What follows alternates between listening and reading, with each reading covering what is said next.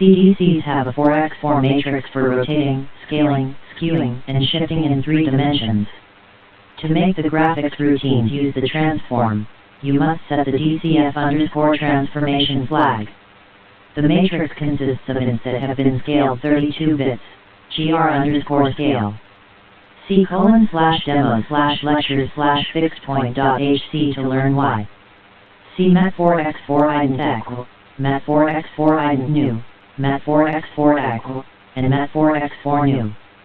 See mat4x4 rot x, mat4x4 rot y, mat4x4 rot, and mat4x4 scale, to rotate about axis and scale. Combine them with mat4x4 mul mat4x4 equal, /mat4x4 mul mat4x4 new, and assign them to the cdc.dc with dc mat4x4 set. C:/demo/graphics/box.hc. You can rotate single points using mat4x4 mul xyz. The 4th dimension allows a neat trick where you can place POS shifts, translations, into the matrix in mat4x4 mul mat4x4 equal /mat4x4 mul mat4x4 new them to combine rotation/shift operations. Normally, you can't combine POS shift operations. See mat4x4 translation equal, and :/demo/graphics/transform.hc. Finally, CDCs have an X, Y, and Z, which is an additional shift, translation. The transformation is implemented as a callback on the CDC's transform member. The default transform callback is DC transform. See :/demo/game/talons.hc or :/demo/game/castlefrankenstein.hc to see how to change the transform callback for foreshortening. File, welcome.dd. Welcome to TempleOS. TempleOS is AX86_64, multi-core, non-preemptive multitasking, ring 0 only, single address _mapped, identity mapped, operating system for recreational programming. Paging is almost not used. The people whom can most benefit are *professionals doing hobby projects, *teenagers doing projects, *non-professional. Older person's project. Simplicity is a goal to keep the line count down, so it's easy to tinker with. As it turns out, simplicity makes it faster in some ways, too. It never switches privilege levels, never changes address maps, tends to load whole contiguous files and other similar things which boost speed. It's only 80,849 lines of code including the kernel, the 64-bit compiler, the graphics library and all the tools. More importantly, it's designed to keep the user's line count down. You can do a Hello World application in 1 line of code and can put graphics on the SCRN with a 3-line program. It's a kayak, not a Titanic. It will crash if you do something wrong. You quickly reboot, however. DOS and the 8-bit home computers of the 80s worked fine without memory protection, and most computers in the world, the embedded ones, operate without protection. The resulting simplicity of no protections is why TempleOS has value. In fact, that's the point of TempleOS. See the TempleOS charter. Conventional thinking is failure is not an option for general-purpose operating systems. Since this OS is used in addition to Windows or Linux, however, failure is an option. Just use Windows or Linux if you can't do something. I cherry-pick what it will and won't do, to make it maximally beautiful. The following applications more or less form a basis that spans the range of use that TempleOS is intended for. /demo/game/battlelines.hc /demo/game/bigguns.hc /demo/game/blackdiamond.hc /demo/game/bombergolf.hc /demo/game/castlefrankenstein.hc /demo/game/chardemo.hc /demo/game/circletrace.hc /demo/game/collision.hc /demo/game/digits.hc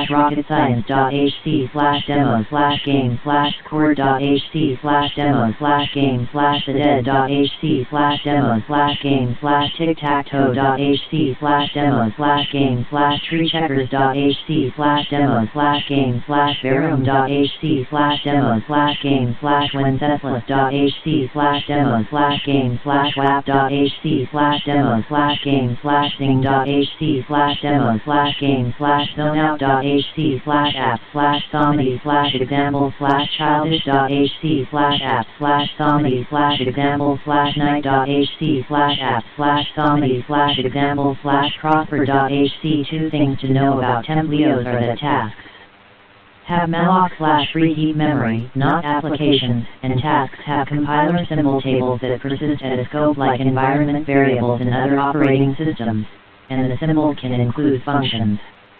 For other operating systems, I hated learning one language for command line scripts and another for programming. With TempleOS, the command line feeds right into the Holy C compiler, line by line, and it places code into memory at malloc.s. The compiler is paused at the command line, waiting for input.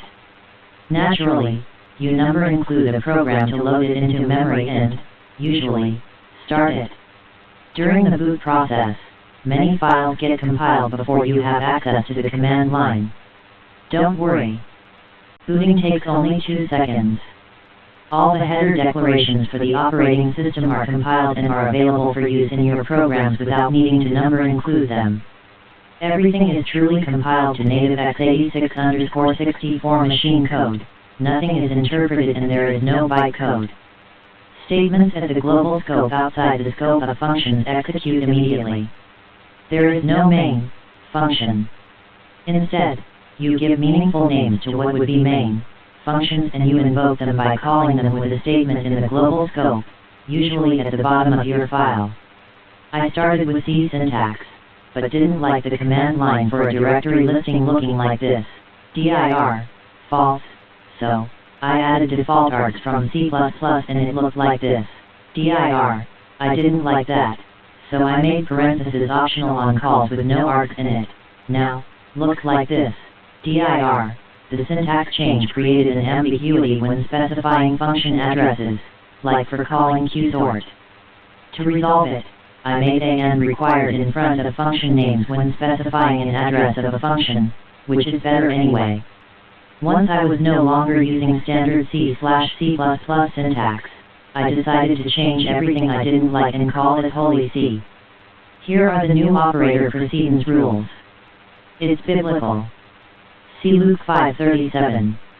There are no object files in TempleOS and, normally, you don't make executable files either, but you can. That's known as ahead-of-time compilation. Instead, you just-in-time compile. Tasks have no priority and are never removed from the queue. Instead, they often pull whatever they are waiting on and swap out. Swapping tasks takes half a microsecond and does not involve disk activity or memory maps. See Scheduler. Polling keeps it simple. It might be a problem if you had lots of tasks busy, which rarely happens on a home computer. The order of the tasks in the queue determines front-to-back window order. The FAT32 file system is supported to make exchanging files with a dual-booted other operating system easy, and there is a simple 64-bit TempleOS RedC file system. The RedC has allocation bitmap for CLS and all files are stored contiguously. You can't grow files. TempleOS is geared toward reading and writing whole files. Since whole files are processed, compression is possible. File names ending in .z are automatically compressed or uncompressed when stored and fetched. TempleOS does support direct block random access into files, however FCRED and SPLWrite. If a file is not found, .z is added or removed and a search is done, again. There is no path, but parent directories are searched when a file is not found. This feature is especially useful for default account files. The graphic resolution is poor, 640x48016 color, but God said it was a covenant-like circumcision. Also, that's all I feel comfortable with without GPU acceleration supported. A 1600x1200x 24-bit SCRN takes 37 times more memory, implying 37 times the CPU power. Also, a fixed size keeps it simple with every body machine having the same appearance. Look on the bright side, you won't spend as much time twiddling pixels for your game art and you'll have tons of CPU power available, especially with multi-core systems. TempleOS is for hobbyist programmers on single user, at a time, home computers, not mainframes or servers. The focus task is all important, so symmetrical multiprocessing is almost pointless. Why does it matter running two apps at the same time twice as fast when you really want to run one faster? You could say TempleOS does master/slave multiprocessing. The anticipated use for multi-core is primarily putting graphics on the SCRN.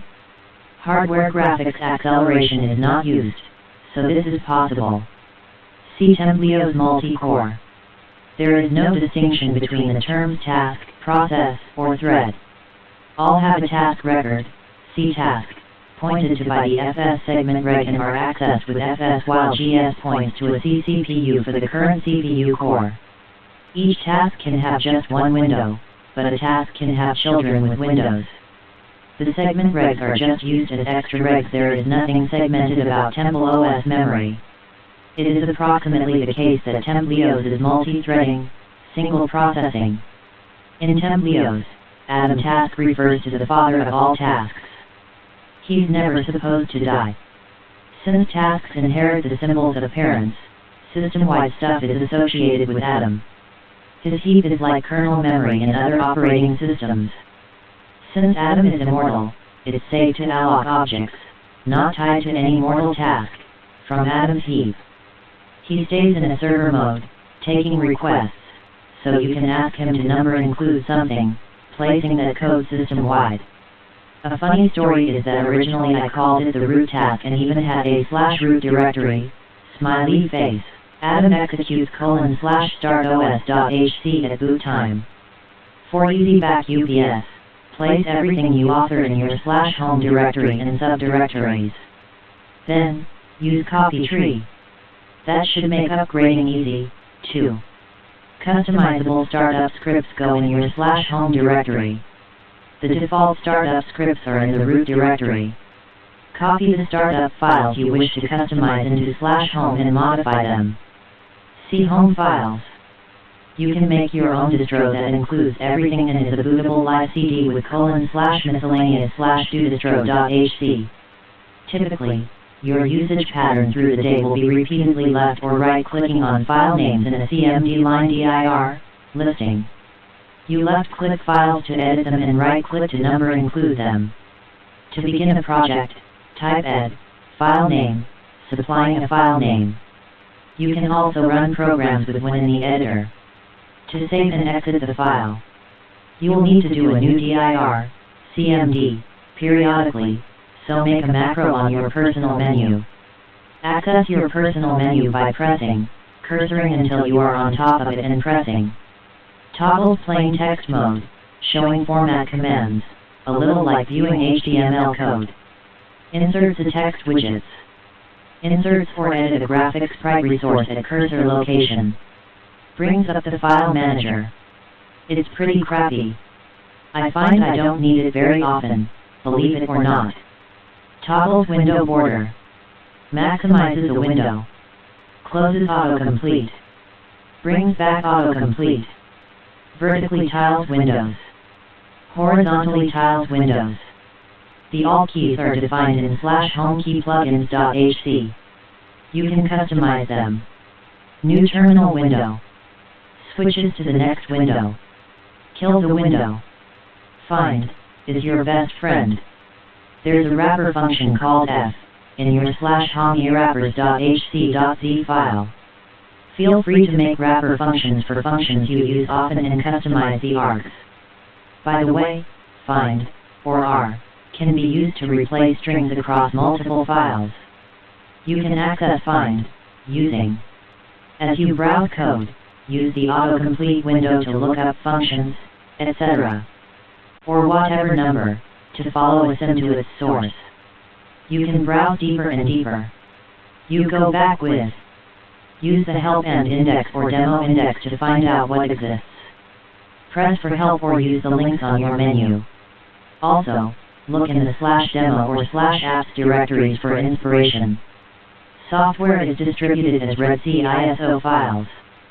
Burn a CD/DVD, or set your CD/DVD in QEMU, VMware, or VirtualBox to the ISO file. Then, access the T drive. Or, mount the ISOC file and access the M drive in TempleOS. It must be a contiguous ISOC file, so rename it under TempleOS to ISOC. Ideally, do not install applications such as games onto your hard drive because we wish to keep hard drive usage low, so the whole C drive can be copied quickly to D. Also, the file MGR starts too slowly when there are lots of hard drive files, but that is how we want it. Third-party libraries are banned, since they circumvent the 100,000 line of code limit in the TempleOS charter. All applications must only depend on the core TempleOS files and whatever they bring along in the ISO. This is similar to how Commodore 64 applications only depended on the ROM. Create a REDC ISO file with REDC ISO. Send an email to tdavis@templeos.org if you want me to post a link to your TempleOS code in the App Store. Take Tor *Linux is a trademark owned by Linus Torvalds. *Windows is a trademark owned by Microsoft Corp. Commodore 64 is a trademark owned by Palade Holding NV. *QEMU is a trademark owned by Fabrice Bellard. *VMware is a trademark owned by VMware. Inc. VirtualBox is a trademark owned by Oracle. File, winitmore.dd. Why not more? If a feature cannot be made to work correctly and consistently, professional companies usually remove the feature. Because PC hardware is so diverse, getting things to work on all people's computers is really difficult. For one thing, you practically have to own all the different hardware to write drivers for it. If a company wanted to sell a PC operating system, they would offer a warranty and, therefore, could not get away with amateur behavior. TempleOS absolutely requires 64-bit computers, so we leave behind much trouble, but plenty remains. The PCI bus interface is what modern hardware uses. Before PCI, life was simple and devices used I/O ports. After studying PCI interrupts and attempting to do a HD audio driver, I came to realize that modern PCI devices require 10 times more code and I cannot even come close to making them work on everyone's machine because with PCI devices there are several models to worry about, unlike with the older ISA bus devices which can be done with one driver. Currently, I have no PCI drivers. My drivers use I/O ports and operate in ISA bus mode. At this point, I only have one driver for each type of device and it is delightfully simple that way. I have one keyboard driver, one mouse driver, one ATA hard drive driver, one ATOPI CD/DVD driver, one VGA 640x48016 color video driver and one PC speaker driver. I use the PIT and HPET timers and PIC interrupt controller. I use IRQ0 for timer, IRQ1 for keyboard, and IRQ12 for mouse. If IRQ12 is not firing, I am able to pull the mouse. In the CPU department, I have state-of-the-art 64-bit long mode with multi-core support. I use the APIC and startup multi-core operation. I have made an incredible accomplishment by getting it to work on practically everyone's computer as long as it is 64-bit and they run inside VMware, QEMU, or VirtualBox. Adding a USB driver would be really ugly with UHCI, EHCI, OHCI, USB 1, USB 2, USB 3, ICH 6, ICH 7, ICH 8, ICH 9, ICH 10, ICH 11, ICH 12, boot mode and regular mode for keyboard/mouse and a diversity of hid reports. It's hopeless. I could never offer anything but crappy, limited support, and it would just add a ton of crappy code that mostly didn't work. What would I gain? Nothing. A keyboard or mouse would not be improved. Solid-state USB drives would be really nice, but it's not going to happen. The same story is basically true for GPUs, audio, networking and AHCI hard drive drivers. God said 640x48016 color was a covenant-like circumcision, so the video will never change, even if a standard PC was made. If you attempt multimedia, everything will break because memory will get fragmented with huge multimedia files. Someday, if super simple high-speed serial allows networking, there will be no browser within the 100,000 line limit, and, with only 16 colors, the World Wide Web is not tolerable. FTP and Telnet might be possible, in the far distant future, if they could fit within the 100,000 line limit. Currently, there are 80,849 lines of code. I don't stand a chance working on native hardware anymore. I could install and run natively on hardware from about 2005 to 2010. It requires BIOSes being nice enough to write USB mode PS/2 legacy keyboard/mouse support. As it turns out, sometimes the BIOS has PS/2 drivers but purposely disables them, just to be mean. The CIA and whole industry is trying to mess everything up, on purpose. Perhaps, at a point of sale in a store, a thief could hack a credit card machine. Therefore, the BIOS companies actually want it difficult to make drivers and purposely make it broken. The ATA/ATOPY hard drives often can be run with I/O ports if you can find them.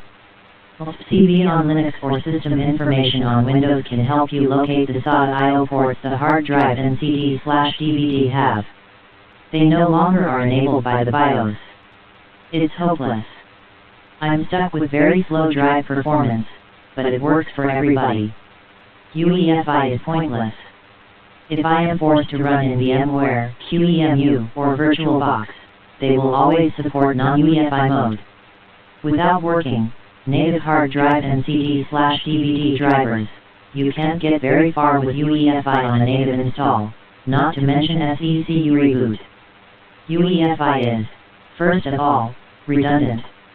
If non-UEFI works in a virtual machine, supporting UEFI would only be redundant, ugly nasty code. My compiler does not create an ELF or PE format. I would have to ruin the beauty of my compiler, which would make me cry many tears. God talks. It seems reasonable that I will get to make the rules for the whole industry, in the future when God is announced publicly to the world. I made :/doc/demands.dd. When the PC was created, they wanted flexibility because they did not know the future. Now, the industry is mature and it is time to make a 100% standard PC that everybody uses. :/doc/templeOS.dd *QEMU is a trademark owned by Fabrice Bellard. *VMware is a trademark owned by VMware. *VirtualBox is a trademark owned by Oracle. File, widget.dd. Doldoc widget help Doldoc is a TempleOS document type. Expression a number or Holy C algebraic term with operators and Holy C sims can be entered. Macro most entries can behave like macro entries if you assign them macro strs. Inster like a macro except it is an in file. You can't have both an in_str and macro text defined. Tag text is the text that will be displayed for the item. For links, you can leave it blank and the details of the link will be shown. Hide means display nothing, making an entry in this. Left X relative to the left margin. Center X relative to the horizontal center of the window. Right X relative to the right margin. Top Y relative to the top of the window. Center Y relative to the vertical center of the window. Bottom Y relative to the bottom of the window. Blink make the text blink. Invert make the text inverted. Underline make the text underlined.